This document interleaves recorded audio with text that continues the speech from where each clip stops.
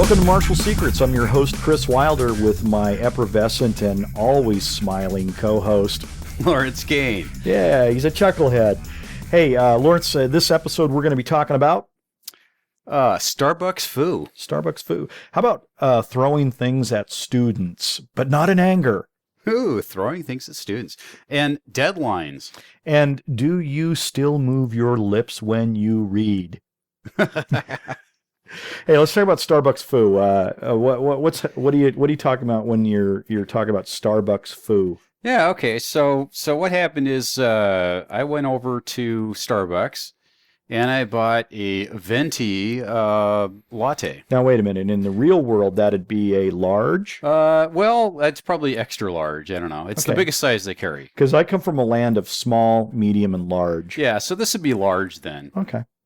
And I always get extra hot because since the whole McDonald's thing, they make this tepid, lukewarm, god awful stuff. And I like hand hot me that coffee. Starbucks container sitting right here on our desk. What, this one? And it says at the bottom of it, "Careful, the beverage you're about to enjoy is extremely hot." Period. Yeah. And then I would add "stupid" at the end of it. Yeah. But okay, so anyway, there it is. There's Don't pour it on yourself. yeah, there's our proof point. So anyway, you get the extra hot. Yeah, so I always order extra hot because, I actually like hot coffee. So I walk out of Starbucks about half a block down, and across the street is a cash machine. And because I used up the last of the cash I was carrying to buy my coffee, and I still needed to go get some other stuff. And this is like 10:30 in the morning, and it's in a fairly good area. This is down by the Thriftway. You've been there at the junction. Yeah, not a bad area. Nice place, Yeah, there's expensive homes there. There is. Heck, the ones a couple blocks away that have that waterfront view are probably multi-million-dollar homes. Yeah. So, pretty good neighborhood. 10:30 in the morning, I go over, start using the cash machine. I've had like 2 sips of my coffee, and I catch a little vision out of the side of my eye, and it's like, boy, that didn't make any sense at all. I catch a little movement out of the side of my eye. Okay, I'm going with that now. Yeah, there we go. Okay. I think I need more coffee. Me use words well. Okay. No, yes, indeed. So, it's like, somebody else getting in line, no big deal. So I finish my transaction, I turn around, and, there's a guy there, and he's like, "Give me your wallet." And he may or may not have been armed. I don't know. I didn't even hardly take the scene in other than there's a guy, 2 feet away from me, big dude, says, "Give me your wallet." Just my instinctive reaction. I take my thumb, I flip the lid off my coffee, and I make nice upward motion right in his face. And while he's screaming in pain, I left. Awesome. Using a makeshift weapon, a fluid weapon too. Well, it's very hard to block hot coffee, and man, it really worked well. I mean, the guy, he was on the ground, curled up in a little ball when I left, and it's interesting because I actually reported it, and by the time an officer arrived, everybody was gone, so nothing happened. But it was hey. That cost me $5, but damn if it didn't work well. Well, and we get to share the story here, so it was worth the $5 as far as I'm concerned. There you go. And Starbucks is not giving us anything for doing a commercial for other uses of their coffee, but maybe they should. Oh, Starbucks. We could talk a lot about them, couldn't we? Hey, so I guess when you said flip, I was thinking actually that you had reached for your Spyderco and had flipped it open. That was the first reaction that came to my mind when you said I flipped and I was thinking Spyderco's coming out. Yeah. Well, I actually was carrying a gun too, but I went with what was there. It was just very one instinctive. Gun? Just one gun? Only one. That day? Well, it was the weekend, right? Actually, it was... I am not that bad. But it was... I just went with, it was just instinctive. And honestly... I've actually put my hand on my gun a couple of times in various things. I've never drawn and fired it, thankfully, but it takes a little longer to get than what's actually in your hand, Oh, yeah. And I should rephrase that. I've fired it a lot of times. I've never had to fire it at another person, but you get the point. Well, soon we'll have to tell the story about the laser pointer, but that's for another time. All right. All right. So there you go, folks. A hot cup of coffee is a great impromptu weapon. And I'll tell you what, if you're a woman and you're walking in an area that you're not very pleased with, or you gotta, you're kind of, look, just stop by 7-Eleven, get yourself a big cup of coffee. It's going to cost you $1.50, and it's a nice piece of self-defense. Absolutely, it is. Yep.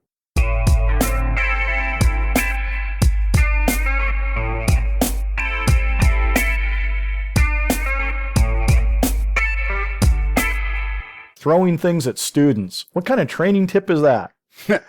Well, it could be a lot of fun, but we actually mean that in a good way. Well, I'll tell you what, this is really kind of a fun little thing to do, and I don't do it when I have a large class, and you'll understand why in a minute. And I also make sure that I don't have a lot of stuff that can get knocked down. Like I don't have a lot of like certificates and frame things up on the walls and stuff like that. It's pretty bare bones. You also don't have easily breakable windows that are close. Well, no, and in the old dojo, remember the old dojo down on there was the cross street was Henderson, I think, or Barton. Anyway, Anyway, it was Henderson. It's across from the library. Yeah, every piece of glass in that dojo got broken except for the front door. That's true. Yeah, so that was. Well, but anyway. One of the windows had a bullet hole in it too. Yeah, that was right too. When the guys from Japan came and I showed them the bullet hole up in the window, it was it had these little windows that were like about 8 by 12 or something across the top, and they're kind of opaque, sort of a way to let light in and all this kind of stuff. But anyway, the point is that man, that was really cool to be able to go, hey. And show the guys from Japan a bullet hole in my dojo, and they're like, "Oh my god!" It's like, yeah. Oh yeah, that's the way we roll, Not to mention when there was the tattoo parlor. Yeah, the tattoo parlor was next to. Okay, all right. We got down there. But here's the thing: is that I'll use mitts. I don't use like tennis balls and things like that, but I'll use gloves that you would put on your hands. Striking pad mitts, and stuff, and you just kind of toss them, kind of like a frisbee. You can toss them vertically, you can toss them horizontal, but you just kind of toss them, and not like boom, boom, boom, boom, but just whoop, whoop, whoop, whoop. And it's kind of a Jedi training thing. It gives somebody a chance to go block, block, block, block, block, block. And or more importantly, get offline, get offline, get sure, offline, right? Yeah, and you get a chance to just kind of work reaction time and stuff. And you'd really be surprised over a course of a very short period, you could get pretty good at it. Now, of course, there's a lot of variables, but it's a neat, fun little thing to do. It's kind of a special payout for students who are showing up when, it's 4th of July weekend, and they decide to come to the dojo. Well, I get to work a little something different and everything, and I always like to try to reward people for that. But anyway, it's throwing things at students. Yeah, it's a fun drill, and it works reaction, and it helps you build. There's a natural flinch you're going to have no matter what, but it helps you turn that natural flinch reaction into an actual trained reaction, which is what you really want to do in real life on the street, right? Yeah, absolutely.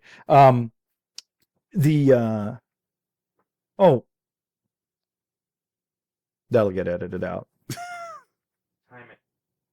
I don't know how to time it. Write it down. It says we're. Oh, okay. It was 8:20.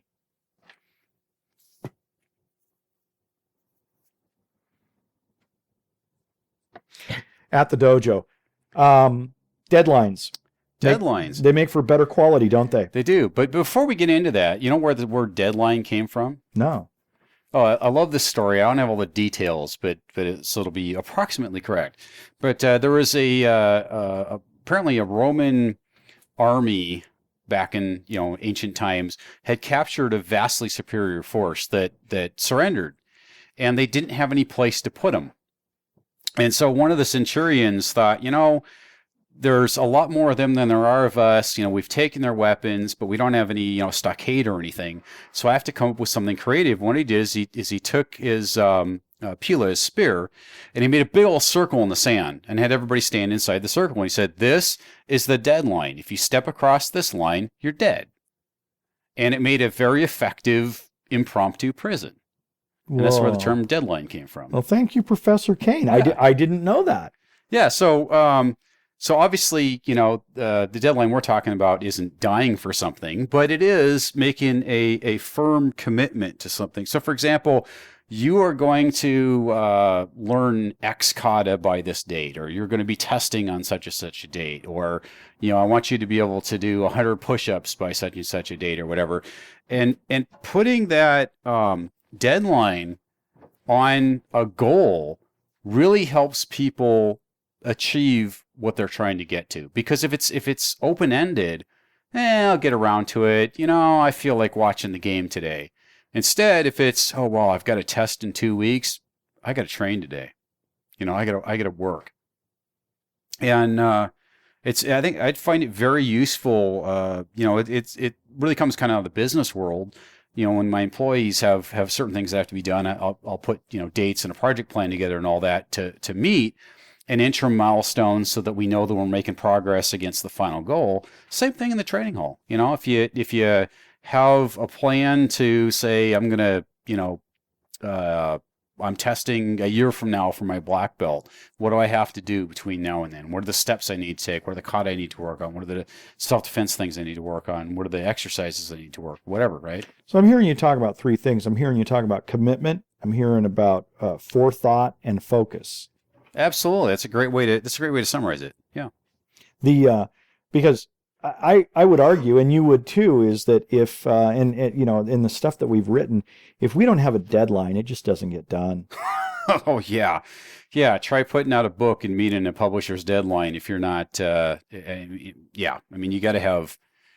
You have to have a real commitment, and you have to figure out how much effort it's going to take to get to each stage to get there. Absolutely. Well, when we go through the process of what we're doing, I mean, we just as a glimpse for those people that are out there, I mean, we actually sit down with an outline. I'll have oftentimes I'll come up with like the idea and the title, and then and we go from there and get crazy. I mean, I can remember I called you up that one time. It's like, hey, I got it, and you were like, good, we're done, and boom. Yeah. And I think next weekend we sat down and wrote out the outline, and then we divided it up. And it's like, how do you divide it up? I'll tell you what, I'll take the odds, you take the evens. Let's go. Exactly. That's exactly what happened. And it was, I'd say we got the outline in 2 hours maybe? And, oh yeah, maybe it might have even been less. Yeah, could have been an hour and a half, and split up the pieces, and then it made it really easy because if it wasn't working for me to work on topic 1, I'd work on topic 3 or whatever, whichever one happened to kind of pique my interest in them. But I always knew how much I had to get done in any given week so that we'd meet our deadline. Yeah, same thing, and again, it really comes down to that commitment, the forethought, and the focus, putting those things together. And so if you're doing something in the training hall, and I do this all the time too in the dojo, I'll say, I think by the end of the month, I'd like to have this look a lot better than it does now. And so what do I need to do to make it look better? I need to do these things, and I'll do it. And I'll break stuff down, and it's like this week, this month, this, and I really do. I set goals, Lawrence. It works well. Yeah. It certainly does. If you don't set a goal and you don't put a timeline on it, the odds of you accomplishing something are just dramatically less. No, it's not dramatically not. It's zero. You'll not get it done. I'll ask you this: how many people have contacted you? And I know they contacted me, and they're saying like, "I'm working on a book. What do you recommend?" Hundreds at least. And what they're doing is they're doing it when they want to do it, when they feel like doing it, when they're feeling motivated, creative, or whatever it is. And I understand that. But I don't know that anybody that I've ever spoken to about getting a book done has ever done it. I don't think that anybody I've ever spoken to has ever completed it. But yeah, I mean, other than folks who've, there's, random people, one, but like Rory, for example, right? I mean, he came and said, "Hey, I've got this idea. What do I do to expand it, turn it into a book?" Right? And you brought him to YMA, and he had no intention of expanding it into a book. At least, did you talk him into it? He showed me what he was doing. Oh, I take that back. I don't know if that he had intention to, but he didn't know what he was going to do with it and when he was going to do it. What was a Rhinoceros and the Unicorn, right? It was the original. Yeah, and that's what turned into Meditations on Violence. I just, without his permission, I sent it to the publisher. Oh, did you? Yeah, It's, that was one of those watershed moments. This is going to be a wonderful friendship, or it's going to be the beginning of the end. So, but well, yeah. I mean, it's a tremendous book for anyone. If anyone hasn't read it, it's outstanding. Change your life. Yeah. And I, in regards to martial arts, absolutely, it'll change your life. And I highly, it's just I cannot put enough accolades on this book. It is the bomb. And I make no apologies for my complete fanboy attitude towards it. I just have an immense respect for Rory and have an immense respect for that document. It's just good stuff. So anyway, we get back to it. There were a couple of examples, business from the writing aspect, and what we're trying to do is trying to get you to bring that same skill set of commitment, forethought, and focus to the dojo. It's free space time. Free space. That's going to sound great on the echo. Hey, one of the things that I always like to do is I like to check in with people. And when I'm talking to people, I'll ask a question. I'll say, what are you reading these days? And of course, if they say, oh, I'm not reading anything, I'm watching Survivor, it's like, look at the time, got to go. Yeah. Because I'm probably not going to find a lot in common with this person, because I think the people that read are people that are interesting. So what are you reading these days, Lawrence? Because I consider you an interesting person. Okay, well, actually, what I'm reading today is fluff. It's called River Marked by Patricia Briggs. It's marked like I've got a stamp on me, River Marked? Yeah. Okay. Yeah. Haven't got that far into the story to know exactly what that means, but it's urban fantasy. The heroine is a part Native American Indian and can turn into a coyote, and her now husband, in this particular version of the story, is a werewolf, and they have, adventures. And it's one of the problems I have with urban fantasy, which is actually why I wrote the book that I did. Urban fantasy? Yeah, it's a genre. That is a genre. Yeah, it's actually actual genre. Okay. One of the problems I have with that is a lot of it's like Twilight, right? You got these glowy, angst-ridden super, beings who fall in love with some dysfunctional teenager for no particular reason. I can't stand that. Absolutely can't stand that. Yeah. But there are some authors out there who do stuff that's a lot more interesting, and she's one of them. And it's still fluff, but it's fluff that I can read, and it kind of a little bit of brain candy sort of thing. It makes it easier to fall asleep at night, kind of deal, right? So I'm not trying to learn anything from it. It's just entertainment. Yeah, I hear you. It's good. So what are you reading? You reading any? You're probably reading something a lot more serious than that. Well, I don't read a lot of fiction. In fact, I think I've read like one fiction book in the last 30 years. Somehow I knew that. Yeah, Sudden Dawn, which is really good. By yes, the way. Yeah. No, I liked it. But what I'm reading is Images of Organization, the Executive Edition, and it's by a guy by the name of Gareth Morgan, and it's a bestseller. It's been out for a long time, but it's supposedly revolutionized how we see organizations and all that kind of stuff. But what he does is he talks through metaphor, and he talks about how the metaphor is what we need to be able to speak effectively to organizational skills and organizations as a structure. And sometimes he talks about strengths and limitations of different metaphors in regard to, say, like a political metaphor is going to be different than a business metaphor, although there will be some similarities. Right. But, and goes through it and really hits on some things that are just profound. And I see them on Facebook, and I see them in blogs, and when people are talking about their martial arts organizations and all of these kinds of things. It's like, wow, man, Morgan was talking about that in his book, and you are doing it. And it doesn't necessarily mean that it's a bad thing or a good thing, but it's like, wow, I know that I wasn't aware of it. I know that I wasn't going, oh, wow, that's that. I didn't know. I read this book, and it is as if somebody pulled the curtain back. I'm looking at the Wizard of Oz. It's amazing. Very cool. But I took a course was put on by Letton Associates called Marketing the IT Organization Internally. Oh, that sounds exciting. Yeah, it sounds exciting, doesn't it? But it talks actually a lot to those themes and around messaging, and in this case, actually define advertising is kind of the sales thing. Marketing is really trying to figure out how do you meet the customer, right? What is the customer's demand, and how do you meet it? So in a martial arts example, are you trying to teach people to feel less fearful, to be safe? Are you trying to teach them to be competitive athletes? Are you trying to what is it that the person has a need for that you're filling, and how do you let them know that you're there to fill that need in a positive way? Oh, right? yeah. And it sounds like it's a very similar kind of concept as you have in this book here. Well, I'm enjoying it. It's not an easy read. It's kind of difficult, and this is only one book. I usually have 4 or 5 going at one time because that's just the nature of how I go about it. But anyway, that's what I'm reading.